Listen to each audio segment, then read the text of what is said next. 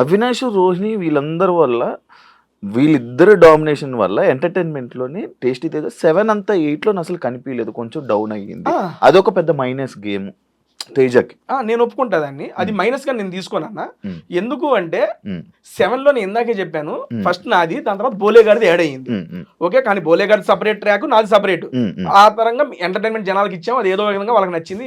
ఇప్పుడు ఏంటంటే ముగ్గురు కలిసి చేసేటప్పుడు ఒకళ్ళొకళ్ళు డామినేట్ చేసే వాళ్ళని చూసామనుకోండి, అక్కడ హెల్దీ కాంపిటీషన్ ఉండదు.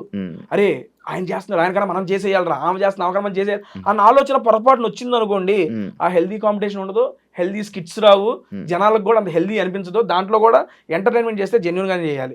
వీళ్ళిద్దరు చేస్తున్నారు, వాళ్ళకి సపోర్టింగ్ గానే ఉండాలి, నేనే ఒప్పుకుంటున్నా. వాళ్ళిద్దరిది 7 లోని అందరిని వెళ్ళి కెలికేవాడివి, లైక్ అందరిని వెళ్ళి కెలికి అందరి మీద ఫన్ చేసేవాడివి. వీళ్ళిద్దరు ఈ జోన్ లోనే నువ్వు ఉండిపోవడం వల్ల టేస్టీ తేజ అదే నువ్వు అన్నావు రీజన్ అయితే చెప్పావు, వీళ్ళతో ఉండడం వల్ల వీళ్ళతో కలిసి అని చెప్పావు.